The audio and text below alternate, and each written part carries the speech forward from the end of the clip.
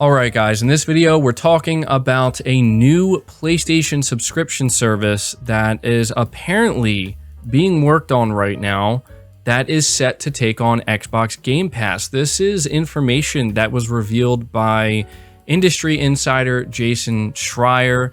This is some very interesting information and not all that surprising, to be completely honest. I think it's kind of coming out of nowhere. I didn't expect to be learning about this from Jason Schreier, but we know that Sony has been talking for some time about improving their services, working on a Game Pass competitor of some kind. It's been fairly obvious that Sony's been working on this behind the scenes. Jim Ryan has alluded to it multiple times, but now we actually have our first details on what this new subscription service is actually going to look like. So I want to take some time in this video to go over this information with you guys and also give my thoughts on it. So before we get into it, do me a favor, hit the like button to help this video out and show your support. And if you're new to the channel, be sure to hit that subscribe button as well. So over on Twitter, Jason Schreier tweets, "Scoop, Sony is planning a new subscription service codenamed Spartacus to take on Xbox Game Pass. It's being pitched as a 3-tier service that will merge PlayStation Now with PlayStation Plus. The highest tier could include PS1, PS2, and PSP games." And he continues by saying this new service, expected in the spring, will likely retain the PlayStation Plus branding. Don't expect Sony to include its big new games day one like Game Pass does, but the expectation is a stronger offering than PlayStation Now. And so we also have Nibelian on Twitter kind of breaking it down a little bit more for us. Bloomberg, PlayStation is planning its own subscription service, codenamed Spartacus. There will be 3 tiers. Apparently, they're going to offer a library of classics, PS1, PS2, PS3, and even PSP games. More details on Project Spartacus available on PS4 and 5, expected this spring, will merge PS Now and PS Plus. Tier 1 will just be PS Plus benefits. Tier 2 will be access to PS4 and select PS5 games. Tier 3, access to Sony's classic library.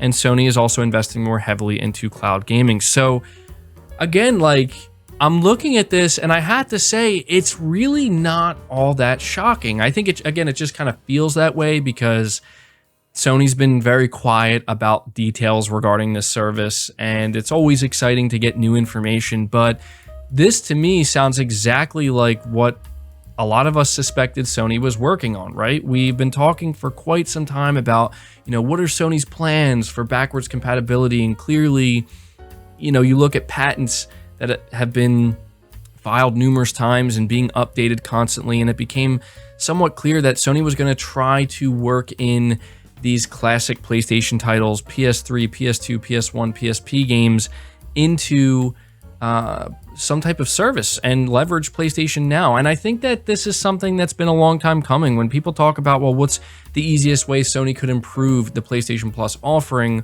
or, improve PlayStation Now, just combine it with PS Plus. And as they're doing here, they're going to have 3 different tiers. I'm interested in the pricing of each tier, because I think that that's going to be essentially the make or break with this. There are automatically going to be some people who are already saying that, well, this isn't going to compete with Game Pass because Sony isn't doing day and date with their games. At least that's not what's being reported on here. And Jim Ryan made this clear himself that they're not doing day and date in the same way that Microsoft does with Game Pass. That should not surprise anybody at all. Sony sells millions of copies of their games at full price. There's literally no reason in the world for them to do something like that. But the big question I think everybody's asking when it comes to this new service outside of the pricing is whether or not you're going to be able to download these games and play them natively through your hardware, or if you're going to have to rely on cloud streaming for games that are PS3, PSP, PS2, PS1. I think it's likely you'll be able to download PS4 and PS5 games. There's no reason why you wouldn't be able to do that. But I think that that's a huge thing that is essentially going to be make or break for a lot of people and whether or not they actually want to pay more on a monthly basis to have access to something like this. If you can download these games natively, I think this service has a chance to be really, really successful for Sony, like way more than maybe even they were expecting with the core PlayStation fan base. But if it's still just streaming, I don't know. I think for a lot of people, I mean, I know for me, if there was any interest I had at all in this, if I'm gonna have to stream the games, I'm just not interested. I don't really care that much, you know? So yeah, this is just a natural progression, I think, for Sony. When you look at PlayStation Now, when you look at PS Plus, them having different tiers that merge the two, I mean, why wouldn't they do it? It feels like this is something they should have done a while ago.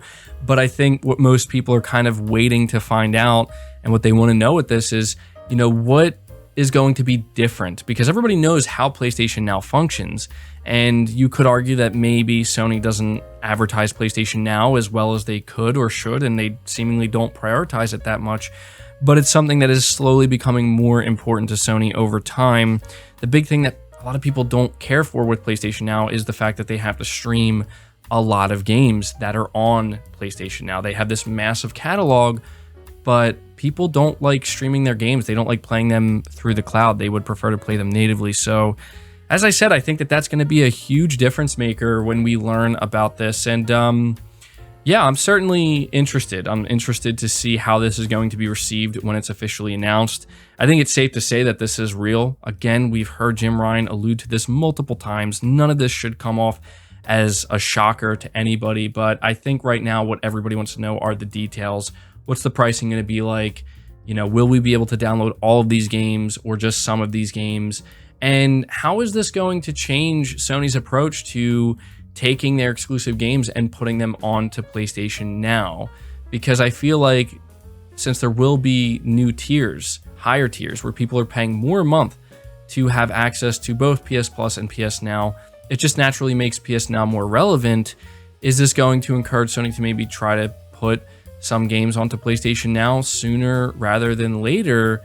You know, it could end up leading to something like that. I mean, we saw The Last of Us Part 2 was put onto PlayStation Now within a year of it being out, and that kind of went somewhat under the radar. Like, it was only out for a year, you know, and it's accessible through PlayStation Now, a subscription service. And if I'm not mistaken, you could download that game natively onto your PlayStation.